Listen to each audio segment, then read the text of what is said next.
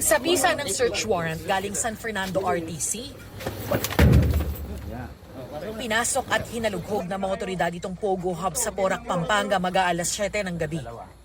Sinira ang tali para makapasok sa gusali na may 3 palapag. Okay na. Isa-isang pinasok ang mga kwarto ng mga taga-Presidential Anti-Organized Crime Commission o PAOK, PNP Special Action Force, PNP CIDG at iba pang local authorities. May mga kwartong nakalok kaya kinailangang puwersahin. Itong napiling unang gusali, may narinig daw na humihingi ng tulong. Kaninang madaling araw pala may naririnig pa ho kami boses ng babae kaya lang parang mahina na yung boses. This morning, hindi na rin ho namin narinig. Sana nasa maayos ko po siyang kalagayan. Tumambad sa motoridad ang mga kwartong nagsilbing barracks. May nakitang mga kama, damit, appliances at pinagkainan. Nakakuha rin ng cellphones at vault. Walang nakitang babae o sino man sa loob. Bukas itutuloy ang paghahalughog sa 45 iba pang gusali sa 10 ektaryang compound. Kanina umaga, inikot na rin ang Pogo Hub para malaman kung mayroong dapat i-rescue.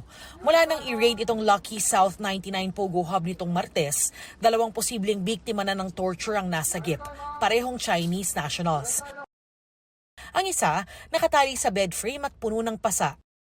Isa naman ay narinig na tumatawag mula sa bintana. Ayon sa PAOK, malakas ang ebidensya na may human trafficking, sex trafficking, torture at scamming activities dito. Nauna nang sinabi ng PNP na malaki ang posibilidad na may connection ito sa Bamban Pogo Hub. Pero mas malaki at mas matindi raw itong sa Porac. Mas malaki po ito inland area, no? Siguro parang 3 o 4 na beses ang laki. Actually, since natimbrihan po yan, nakatakas na po yung mga dapat tumakas dyan. Pero kung mapapansin mo, marami pa rin po kami nakukuhang mga torture victims. So, siguro talagang kalakaran nila sa loob ng illegal Pogo Hub na ito yung manakit at manorture ng mga tao na empleyado nila. Mas mabalasik. Para sa Bamban. So, sa dami kung nakukuha natin mga biktima po ng torture. Bago ang raid ngayong araw, nagkaroon din ng operasyon kaninang madaling araw.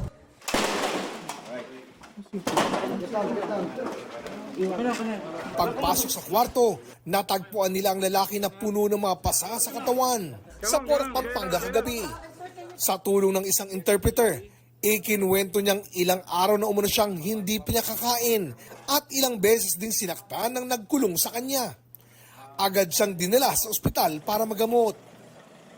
Nang makausap namin siya sa tanggapan ng PAOK kanina, ibinahagi niyang sinaktan siya sa Pogo dahil gusto na raw niyang mag-resign. He said maybe the people forced him to make the illegal activities. They keep him inside the room because he asked for resign, but they refused. Sa huling tala ng mga otoridad, umaabot na sa 159 ang mga dayuhang nasa kustodiya ng PAOK. Mga Chinese ang karamihan sa kanila. Mayroon ding Vietnamese, Burmese at Malaysian. 4 sa kanila ang itinuturing na mga biktima. Ang iba, wala umunong pasaporte at may immigration violation umano. Isinailalim na sila sa biometrics o identity verification para sa kanilang pagkakakilanlan at para alamin kung mayroon silang mga kaso.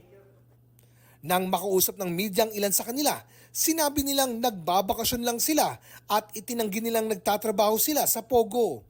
We have no work in here. We are not Pogo. We are just friends together. Pero nang hanapan sila ng pasaporte, I have passport. My passport in the home. Where? In the home? Let me repeat. Yeah. Our law. I have 9G also. No. Our law says it must be in your possession. sinubukan ng GMA Integrated News na makuha ang pahayag ng Porac LGU at ng Porac Police.